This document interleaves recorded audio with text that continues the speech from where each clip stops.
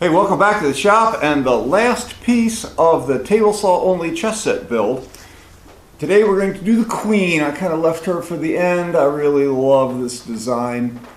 She's got a crown just like the king, and I still have the table saw set up exactly the same way as the king, so she gets exactly the same crown detail on the top. And then she gets the scalloped waist, which we're going to have to reset up the table saw. This gets cut by pushing the cut laterally through the table saw. It's a little dicey. We got to work on make sure we're doing some safe work holding and get that nice curve cut in there. But for now, I have this set up, and I'm going to double check with a test piece here and make sure that this cut is exactly where I want it. Probably will need to tweak it a little bit before we actually do it in the bird's eye maple.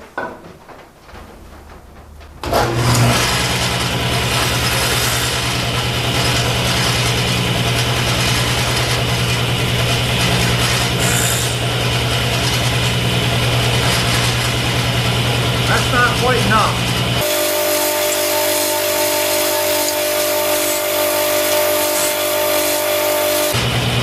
That's going to be good.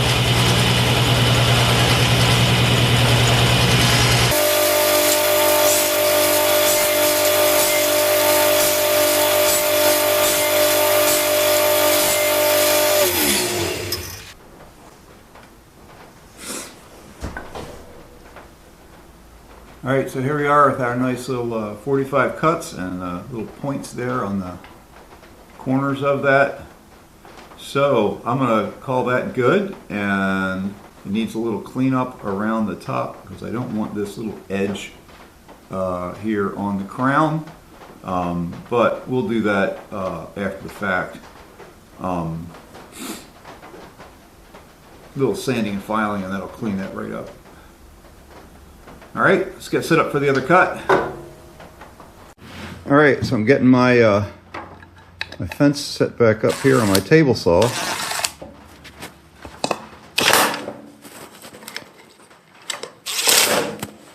There we go. I'd originally mounted this the other way, but of course, since there's only 2 screws, it'll fit either direction. I'd made this to do the skew cuts for the night, where I had a 90-degree board in here. But I don't need that. I need to be able to go straight across. One thing I did with this fence, you see over here, this face is really nice and smooth. It's hand planed, and makes moving things across it really easy. Alright, so this blade is still set at 45. I need it to be 90 degrees to the table. The table saw is unplugged, so I don't have any concerns about raising the blade way up and doing shenanigans with it. Crank this guy up here. And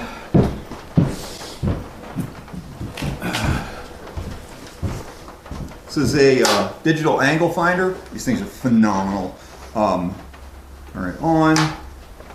Set it here so you guys can see it. Click the 0 button. That'll make sure that it's parallel to the table here, and then I'm going to turn it around so I can see it. I'm going to put it on the blade and be pretty careful that it's kind of like 90 degrees to the blade. Right now it says it's 44.6 degrees, so I need to crank this old guy back up, back over to 90.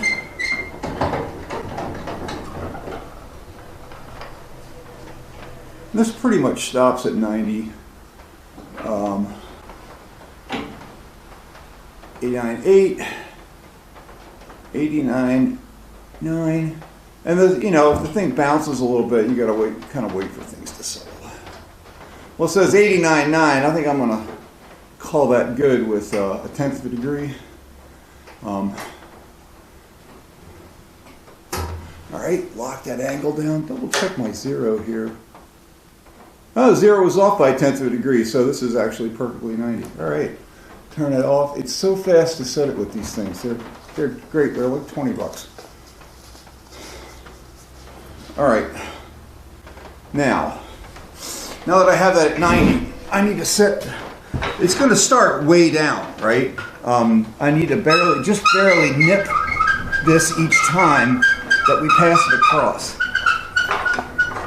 But I need to set my my miter gauge here at a fixed distance from the blade because I'm going to slide the piece across it.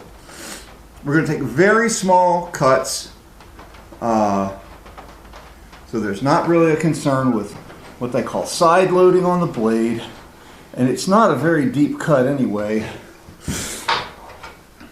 That's centered right there. So that means that this piece needs to go right here.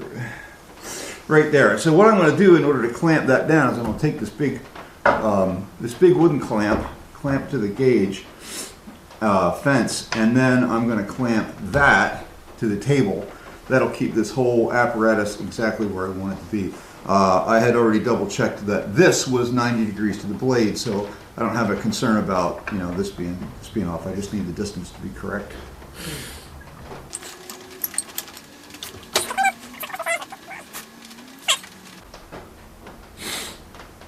Well, it needs to be, actually I need to do this the other way around, because I need this. Here's my crown, and here's the crown on the piece, so I need to think about the orientation. That actually needs to go here. So in fact, I need to move this up a little bit. And the crown end is actually going to slide on the fence. All right, so right there. Now underneath my table saw here, there's a hollow, so I have a block, and I'm going to put that block under here, and then use this C-clamp to clamp this guy. So we do definitely have a concern here with safety, because I need to hold on to both edges of this, right, while we run it across the blade. And the height here is going to be a little higher than the max height we really have. So I need to keep my hand behind the fence and keep this piece up here, and I'm trying to make sure that I keep it at a pretty good 90-degree angle in order to get this curve nice and smooth. We'll smooth it out later with sandpaper after we get the majority of the cut done. All right. So right there, I can just barely feel the teeth engage in the wood. So that's our starting point. I'll put him over here and give you guys a little bit better view.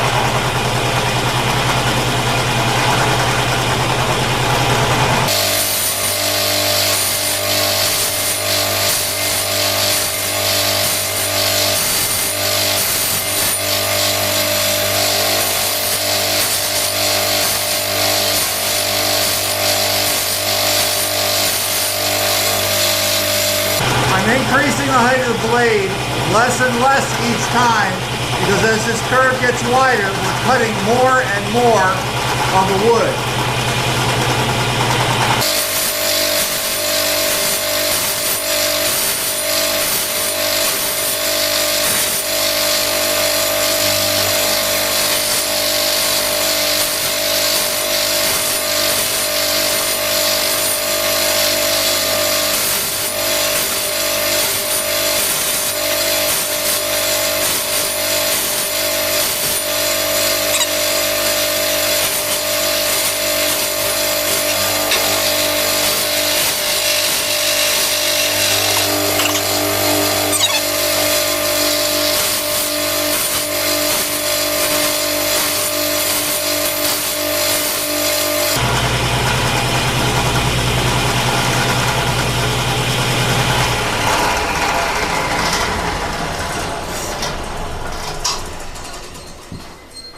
Let's see how we did compared to the original. That's pretty close.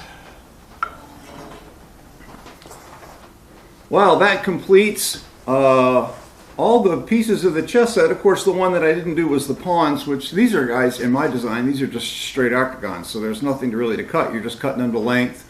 And then they do have a nice bevel detail, you know, a chamfer all the way around all the faces, but I do that on all the pieces. So these guys are just a little straight octagon.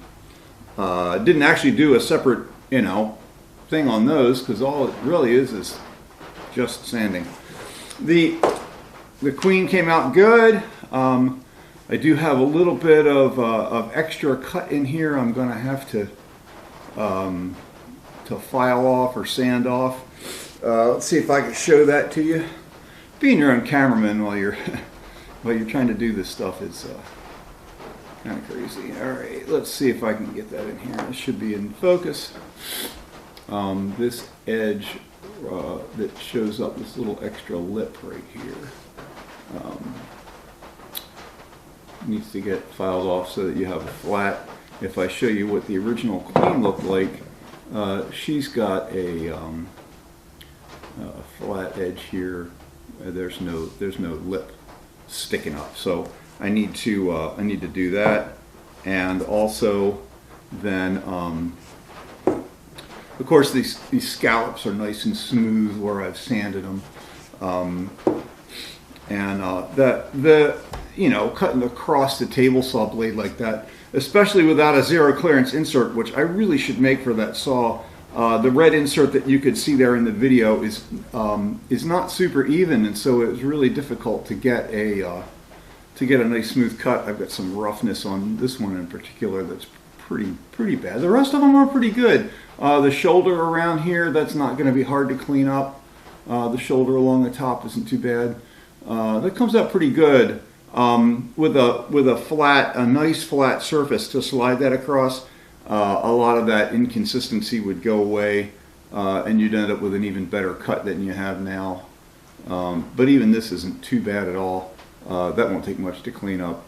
Again, this is bird's eye maple, and not a lot of bird's eye figure in this particular piece of wood, but they do clean up just really, really pretty. This has got some nice figure in it. Thanks for following along. I do have to make a board for this if I ever wanted to play this chess set, because the board I originally made, the squares are only just ever so slightly bigger than the piece, and they ended up being too densely packed on the board to be able to play it. So I need to make, these are 1.5 inches across, and I'd probably need to make squares that were at least 2 inches across, 1/4 inch on each side, or 6 millimeters on a side. It might even want to be a little bit bigger than that, going on the 2 1/4 range. So I'm thinking about what I would do to make a set. I don't have any more bird's eye maple. I'd have to go acquire some. That's not a difficult thing to do. Nice couple of nice hardwood stores not too far from me. But I did see this one chess board and set container. This is from a Lego. This is like an email I just get from a Lego design group when the people have interesting projects. And so if I made it would be interesting to make an octagonal version of this with a table, with a chess board that wrapped around it. And they would stand, well, let's see, how tall would this thing be? Your two major pieces are this big, so it would be at least this high. That's a pretty good size. And it would be an octagon about, I don't know, about that big around, about 1 foot across and about that high. And then your pieces would fit in that. And then the board, the way that I had seen them do the board had, I think, on this Lego set, the board was fabric backed or had some kind of flexible connection in it. But if I would do it in wood, I would just make it a fabric back and then put magnets in it. So the board would actually wrap around the outside of the octagon that holds the pieces. You'd put a handle on top of some sort, and it would click together with magnets. So you would just basically peel the board off, lay it down, you can take all your pieces out. That'd be a very interesting build. I'm not going to do that anytime soon. I have I have a couple of other projects planned here, and in fact, Christmas is coming. It's November the 22nd today, and so I have a couple of folks in my house that I need to build some Christmas presents for, and I have a wood shop, so I'm going to make some Christmas presents for the family. Subscribe and like and all that kind of stuff. I really appreciate all that. I hope you found some good tips and tricks in with these various pieces, especially doing these really weird skewed cuts like I did here on the knight. That ended up being, I love this design with the tapered head at the top. That's probably my favorite update I did, although the queen is my favorite design piece. So thanks for following along and subscribe. And I'm not going to do videos every week. I have a full-time job. This is not, YouTube is not my job. And we're quite busy, but it's coming up to the holiday season, and so I have some time off. Thanks for following. Like I said, it's 22nd of November, so Thanksgiving is next week in the United States. And happy Thanksgiving to all who celebrate on the following week, and Thursday for everybody else. All right? Thanks.